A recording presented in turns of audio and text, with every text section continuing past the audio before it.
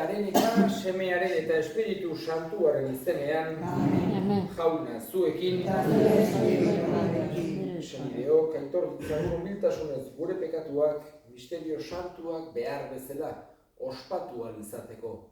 Erruki jauna, Kristo erruki, erruki jauna, erruki dakigula jainko guzti zantzua eta gure pekatuak barkaturik eraman gaitzala betiko bizitzara.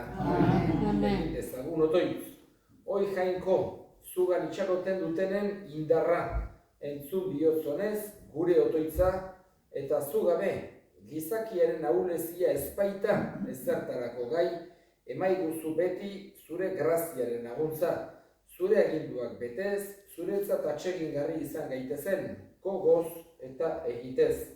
Zure seme Jesu Kristo gure jaunaren bitartez, zurekin eta Espiritu Santuarekin, jainko eta errege bizi baita, gizaldi eta gizaldietan. Amen.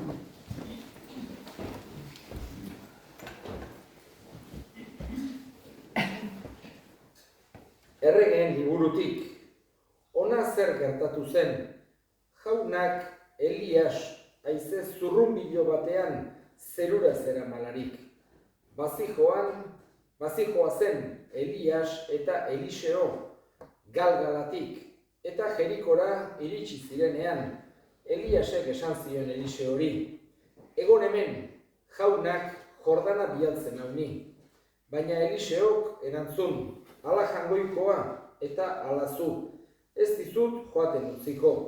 Eta biak elkarrekin joan ziren, 50 profeta gai etorri ziren, eta aurrez aurre gelditu ziren urrutixeago. Eta haiek biak Jordan bazterrean gelditu ziren. Orduan, Eliasek bere soingaineko hartu, bildu eta arekin ura jo zuen. Urak bi aldeetara baztertu ziren, eta biak lehorrez igaro ziren. Igaro zirenean Eliasek esan zion Eliseori, eska ezaidazu nahi duzuna zuretzat, eta ni zure ondotik eramana izan baino lehen. Eliseok erantzun, utzi ezaidazu zure espirituaren 3 bi. Eliasek berriro, gauza zaila eskatzen duzu, hala ere eramaten nautenean ikusten banauzu, izango duzu, bestela ez. Eta hizketan, bidean aurrera zijoa zela, suzko gurdi bat sartu zen, bion artean, suzko zaldiekin, eta Elias zerura igo zen, haize zurrunbilo batean. Eliseok ikusten zuen, eta oihuka ari zen. Eneaita, Israelgo gurdia eta zaldizaia. Gero ez zuen gehiago ikusi, eta bere jantziak harturik 2 puska egin zituen. Bildu zuen gero Eliasen soingainekoa, hari eroria, joan zen berriro Jordan bazterrera eta han gelditu zen. Eliasen soingaineko hartu zuen, eta arekin urak jo zituen esanez. Nun da Eliasen jainkoa, jo zituen urak, eta bi aldeetara baztertu ziren, eta bera erditik igaro zen. Jaunak esana. Erantzun salmoa. Bizkor zaitezte, jaunagan usteon duzuen guztiok. Bizkor zaitezte, jaunagan usteon duzuen guztiok. Bai handi jauna zure ontasuna, beldur dizutenei gorde diezuna. Bizkor zaitezte, jaunagan usteon duzuen guztiok. Zugana biltzen direnei, giza aurrean agertzen diezuna. Bizkor zaitezte, jaunagan usteon duzuen guztiok. Jauna zuekin, Jesu Kristoren Evangelioa, San Mateoren liburutik. Aldiatan, Jesusek honela esan zien bere ikaslei, begira gero, zuen egiten onak, gizakien aurrean egin ikus zaitzaten. Bestela, ez duzue zeruetan dagoen aitaren saririk izango. Limosna ematerakoan, beraz, ez ibili aurretik turuta jotzen. Itxurazaleak sinagogetan eta kaleetan ibiltzen diren bezala, jendeak gorez ditzan. Egia esan, hoiek jaso dute beren saria. Zuk ordea limosna ematerakoan, ez bezajakin zure ezkerrak eskuinak egiten duena. Zure limosna hori ezkutuan geldi dadin, eta ezkutuan ikusten duen zure aitak emango dizu saria. Otoitz egiterakoan, ez egin itxurazaleek bezala, hoiek sinagogetan eta enparantza ertzetan, zutik otoitz egin zalea agertzen baitira, gizakien ikusgarri. Egia esan, hoiek jaso dute beren saria. Zu ordea otoitz egiterakoan, sar zaitez zure gelan, itxi atea, eta egiozu otoitz ezkutuan dagoen zure aitari, eta ezkutuan ikusten duen zure aitak emango dizu saria. Barau duzunean, ez ipini aurpegi ilunik itxurazaleek bezala, aurpegia zatartu egiten baidiote olakoek. Baraurik daudela ingurukoei adirazi nahiez. Egia esan, hoiek jaso dute beren saria. Zuk ordea barau duzunean, gantzutu zure burua usai gozoz eta garbitu aurpegia. Ingurukoek ez, baina ezkutuan dagoen zure aitak ikus dezan zure baraua, eta ezkutuan ikusten duen zure aitak emango dizu saria. Jaunak esana.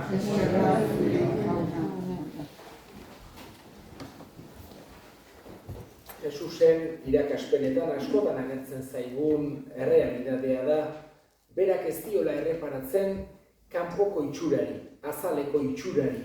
Hau da, jendek normalen lehenengoa ikusten dugunari, pertsona baten fama, edo pertsona baten itxura, edo pertsona baten azaleko gauzek. Jesusek batez ere erreparatzen dio barrengoari, bihotzari. Eta nahi du gu ere saia gaitezela olakoak izaten. Bai besteekiko degun begiradan, baita gure jokabidean ere. Hau da, ez du nahi gu saia gaitezela besteen aurrean itxurazaleak izaten. Besteek txalotu gaitzaten, besteek esan dezaten, ara, ze ona den, ze meritua dauken, ze ez, holakorik ez du nahi Jesusek. Nahi du beretakoak izaten saia gaitezela. Horregatik, esaten digu, bai, otoitz egitean, ez hasi plazan, denen aurrean, denek ikusteko, edo limosna egiterakoan, ez hasi turuta jotzen, denek ikus dezaten, limosna ematen ari naizela, edo barau egitean, ez hasi arpegia desitxuratu eta buru gainean hautse botatzen, hala egiten baizuten bere garaien, denek ikus dezaten barau egiten ari naizela. Holakoak egitean, izkutuan egin, eta zeruetan dagoen zuen aitak, izkutuan egiten dena ikusten duen zuen aitak, sarituko ditu zuen egiteak. Hori da, Jesusek erakutsi nahi diguna. Jakina, kontrako esan genezake bizion ere ez gaitezke erori. Hau da, ez gaitezke mutur batetik bestera joan. Mutur bat izango litzateke hori, holako gauzak egitea, besteek txalotu gaitzaten. Baino ez gera erori behar kontrakoan, hau da, gauza onak egiteaz lotxatzean ere. Ez gera lotxatu behar. Esan genezake, egia da, gizarte bakoitza, garai bakoitza ezberdina dela. Eta garai batzuetan, denen aurrean otoitz egitea izan daiteke, denek txalotzeko moduko errealitate bat. Ara, ze ona den, zenbat errezatzen duen, baina beste garaietan, kasik izan daiteke, izugarrizko meritua denen aurrean errezatzea, edo aitaren bat egitea, edo demostratzea pertsonak fedea daukela. Jesusek ez digu esaten hori egin behar ez degunik. Esaten digu ez degula egin behar besteek txalotu gaitzaten. Baina meritua izan dezake eta ez gera lotxatu behar jakina, ez otoitz egiteaz, ez limosna emateaz, ez baraua egiteaz ere. Ez gera lotxatu behar inondik ere. Baina ez dugu erabili behar ere besteek gu txalotzeko. Hori da Jesusen nahi duena. Ez ezagula bilatu itxurakeria. Ez ezagula bilatu besteen oniritzia bakarra. Baizik eta saia gaitezela gauzak bihotzetik egiten. Egiten dugun otoitza, egiten dugun limosna, egiten dugun baraua gure bihotzetik atera dadila. Eta besteek ikusten badute, edo ez badute ikusten, guretzako indiferentea izan behar da hori. Guretzako importante bakarra, zeruetako aitak ikustea, eta pertsona horiek, guk mesede egiten diegun horiek, benetan sentitezatela mesedea. Askotan igual jakin gabe nork laguntzen dion. Horregatik, Jesusek erakutsitako honen arabera, meritu handia dauke. Karidadezko obra bat egitean, ez ibiltzea, denei, beiranik hau egin dut, edo txaltu, ez, holakorik ez, ez du nahi Jesusek holakorik. Baina ez da ere lotsatzea, eta ez atrebitzea, holako gauz bat egiten, besteek ikusten banaute, ze esan behar duten. Orduan, esan genezake, importantena, Jesusek transmititu nahi diguna, guk ez degula bilatu behar. Ez besteen txaloa, baina ez da ere ez gerala ikaratu behar edo lortxatu behar besteek akaso burla egingo digutelako edo. Gure, esan genezake, helburu nagusia izan behar da mesede egitea, jainkoaren borondatea kunplitzea, pertsonei laguntzea. Kontutan izan gabe bestea. Gerta daiteke txalotzea, gerta daiteke burla egitea, gerta daiteke inork ez jakitea. Baina hori guretzako indiferente izan behar da. Guretzako importantena karidadezko obra edo fedezko ekintza burutu ahal izatea izan behar da. Eskatzen diogu Jesusi halako mentalidadea eman dezaigula guri.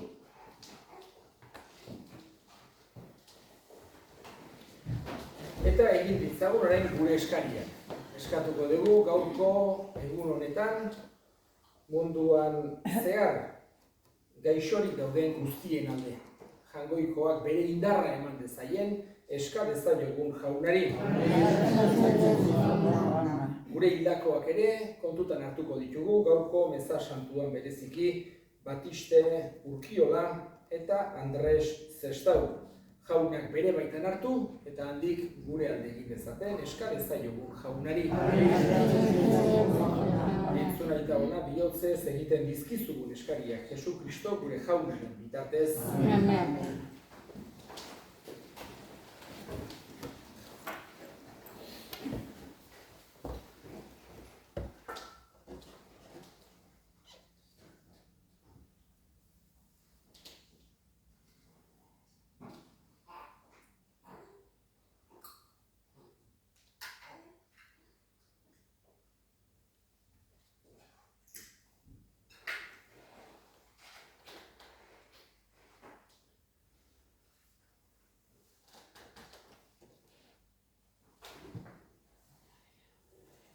Hoi jainko, orain eskaintzen dizkizugun doaietan, bizitza honetarako janaria eta bizi berriaren sakramentua ematen dizkiozu gizadiari, bere izaera bikoitzerako. Egizu, gure gorputzarimak ez daitezela inoiz ere laguntza horiek gabe gerta Jesu Kristo gure jaunaren bitartez. Jauna zuekin, gora bihotzak, eskerrak jangoiko gure jaunari. Egoki da bai eta zuzen bidezko eta salbagarri non nahi eta beti guk zuri eskerrak ematea jauna. Aita guztiz santu, jangoiko al guztidun beti ereko horri Jesu Kristo gure jaunaren bitartez. Maitasunean elkarturik, haren heriotza ospatzen bai dugu. Fede biziz, haren piztuera itortzen, eta itxaropen sendoz, haren aintzazko etorrera itxaroten. Horregatik, santu eta ingeru guztiekin goresten zaitugu, beti eta beti abesten dizugula.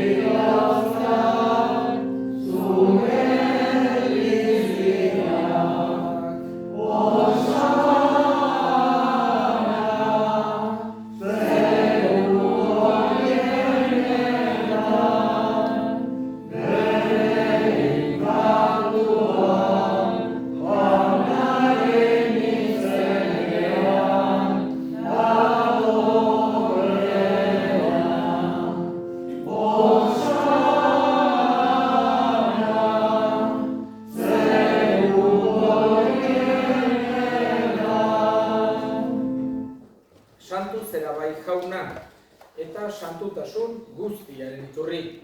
Egitzazu ala santu ogi ardo hauek zure espiritua isuriz, Jesu Kristo gure jaunaren gorputz eta odol egin daitezen guretzat. Berak saldu zutenean eta bere gogoz gurutzera zijoala, ogi hartu eta eskerrak emanez zatitu zuen eta bere ikasleei eman zien esanez. Hartzazue eta jan guztio kontatik, hau ere gorputza data zuentzat emango dena.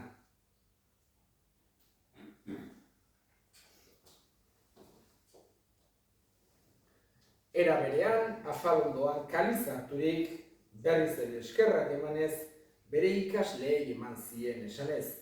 Hartzazue eta edan guztio kontatik, hau nere odolaren kaliza data, itun berri eta betikoaren odola, zuentzat eta askorentzat pekatuak barkatzeko isuriko dena. Egizue hau nere oroigarri.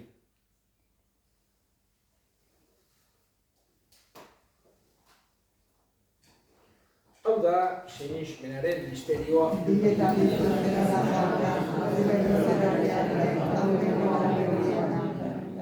Horregatik jauna, zure semearen heriotza eta pizuera gogoratuz, biziaren ogia eta salvamenaren kaliza eskaintzen dizkizugu zuri eskerrak emanez.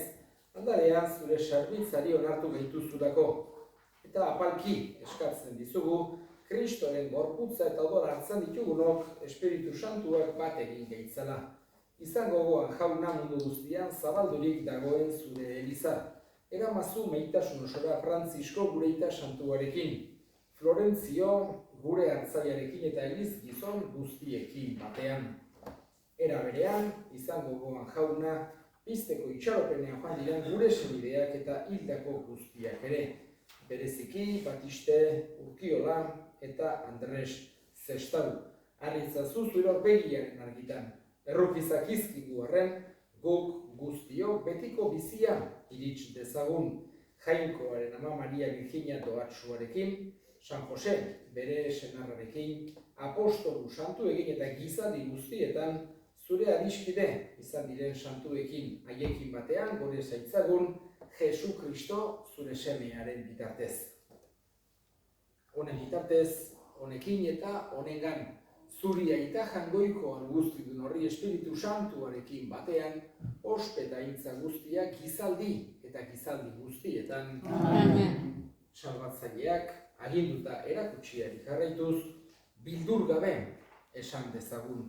Gure aita zientzia zara, santua izan zara, eta horren zure egin egizuenak azikoan zera eman guztuak egunakau dira, barkatu bezorrak, gure bezorrak barkatzen dion ezkero, eta ez dute eta bera eman, baina atera gaitzazu gaitzetik.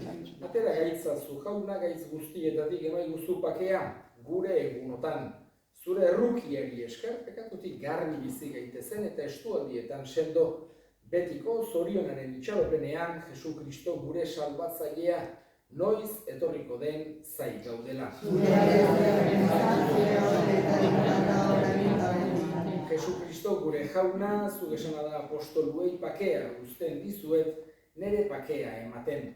Begira zure elizaren sinismenari eta ez gure pekatuei. Eta zure gogoa den bezala, emaiozu elizari pakea, eman batasuna, errege bizi baizera gizaldi eta gizaldietan.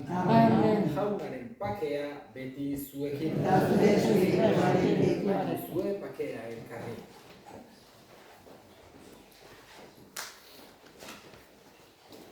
Jangoikoaren ditotxa. Zuketzen dezen bezoketatua, jangoikaren ditotxa, zuketzen dezen bezoketatua, Errokin jauna. Jangoikoaren ditotxa, zuketzen dezen bezoketatua, Ona hemen jangoikoaren bildotxa ona munduko pekatua kentzen duena zoriontsuak jaunaren maira deituak.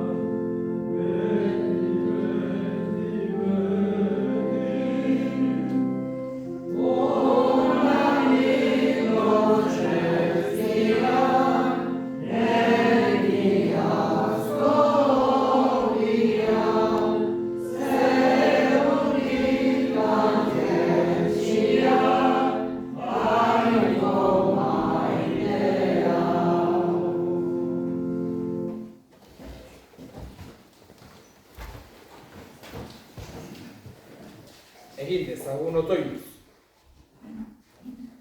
Jauna, hartu dugun sakramentuak fededunok zurekin bat gerala adierazten duen bezala, egin dezala Elizaren batasuna Jesu Kristo gure jaunaren bitartez. Amen. Jauna zuekin, berika zaitzatela jainko guziaduna, kaitak eta semeak eta espiritu santuak. Zoazte jaunaren bakean.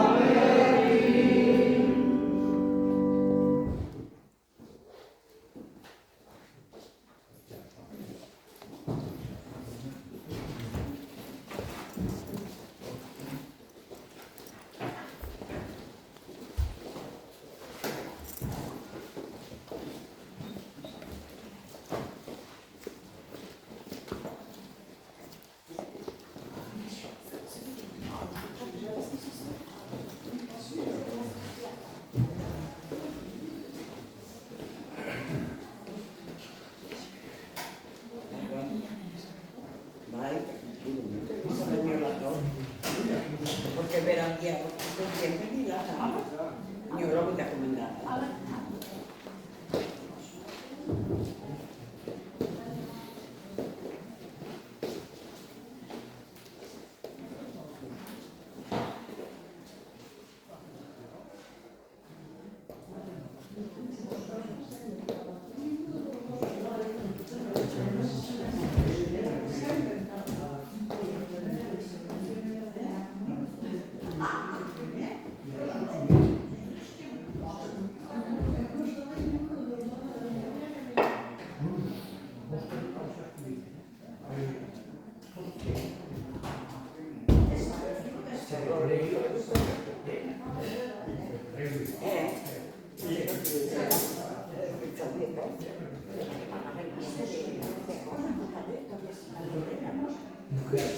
Mañana se va a decir.